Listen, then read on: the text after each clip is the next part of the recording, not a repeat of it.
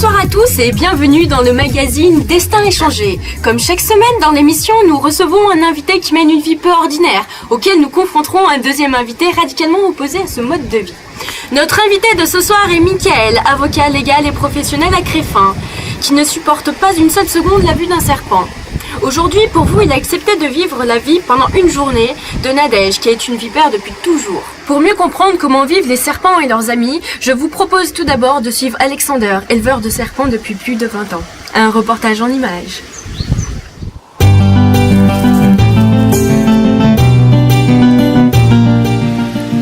Bonjour, moi c'est Alexandre, donc voilà, j'élève des serpents depuis une vingtaine d'années.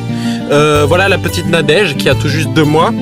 Il faut savoir qu'élever des serpents, c'est quelque chose, une entreprise à plein temps, comme on dit. Les serpents ont une vie très modeste, mais en même temps très riche en expérience.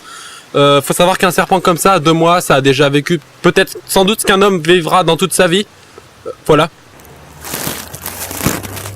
Je ne sais pas si Mickaël va tenir le coup aujourd'hui. Vivre une expérience comme celle-ci, c'est une expérience très forte en émotions, qui demande sans doute pas mal de sang-froid.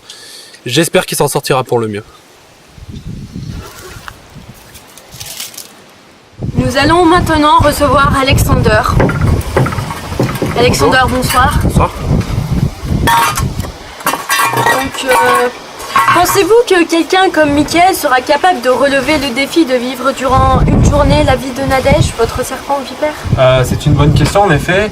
Je pense que tout d'abord il faut être passionné par ce qu'on fait pour faire partie un peu de la vie des serpents. Moi par exemple, ma première meute de serpents c'était une petite meute, 10 serpents.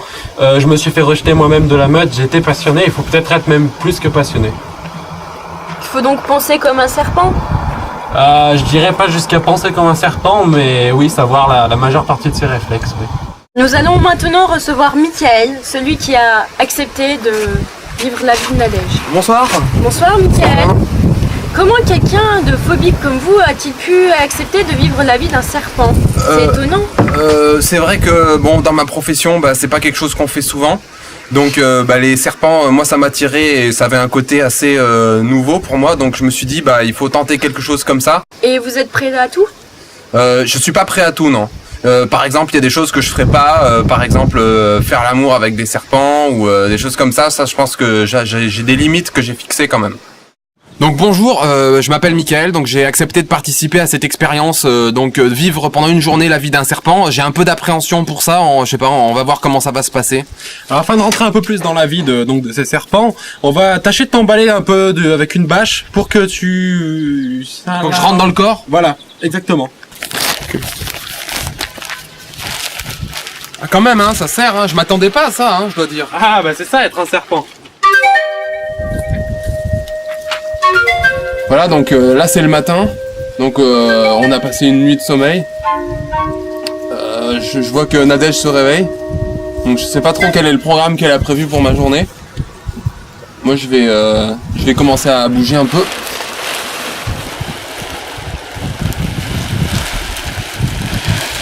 C'est vachement dur.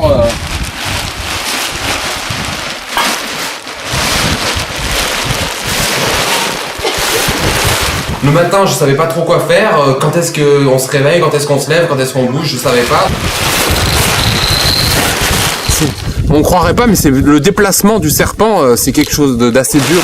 Et de savoir tout ce qui me restait à faire, ça me faisait un peu peur. Ouais. La première activité pour le serpent le matin, c'est de manger.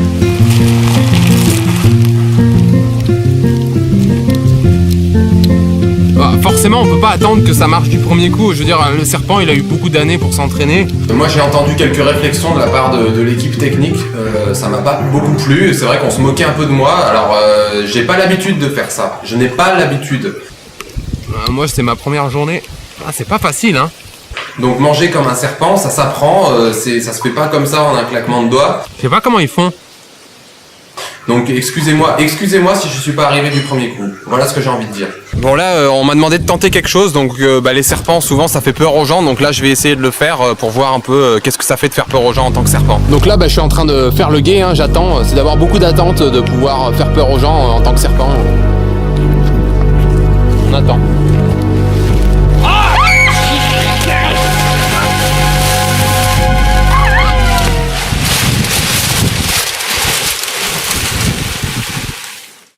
Mais un serpent, ça a aussi droit à des loisirs. La baignade en fait partie.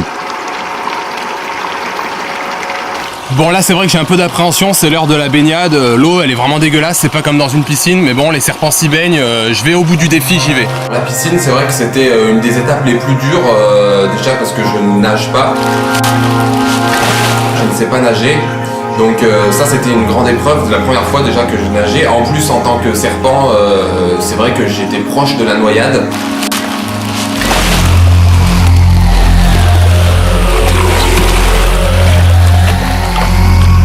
Je vous le conseille pas, c'est vraiment pas une expérience agréable. Après avoir passé une journée ainsi avec Nadège, quels sont vos sentiments? Bah c'est sûr que moi je pensais pas que en tant que serpent on pouvait faire autant de choses, hein. C'est quand même pas bien grand un serpent et pourtant moi je me suis pas fait chier, on peut le dire. Donc maintenant de là à franchir le pas et de vivre tous les jours comme un serpent, bah c'est clair que non, ça non. Vous ne vous en sentez pas capable? Je m'en sens pas capable et surtout j'en ai pas envie quoi, non.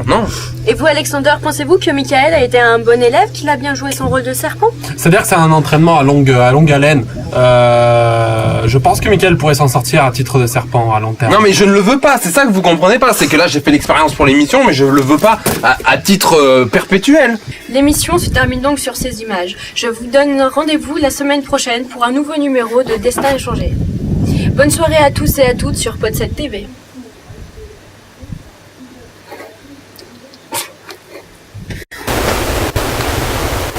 Bonjour Alexandre, Pod7. Donc nous sommes ici à la recherche d'un accessoire indispensable pour la réalisation du prochain bonus, c'est quoi? Exactement, nous sommes à la recherche de serpents. Très bien. On va essayer de trouver ça. Allez.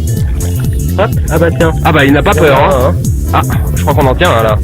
Bravo. Donc est-ce que tu peux nous savoir ce que c'est? Bon, je confirme. Une vipère. Je confirme, il n'y a pas de risque. Donc voilà. Premier serpent pour Pod7. Je sais pas trop pourquoi mais je suis le seul à soulever des pierres hein. Il doit y avoir un piège quelque part, je sais pas trop pourquoi vous le faites pas vous.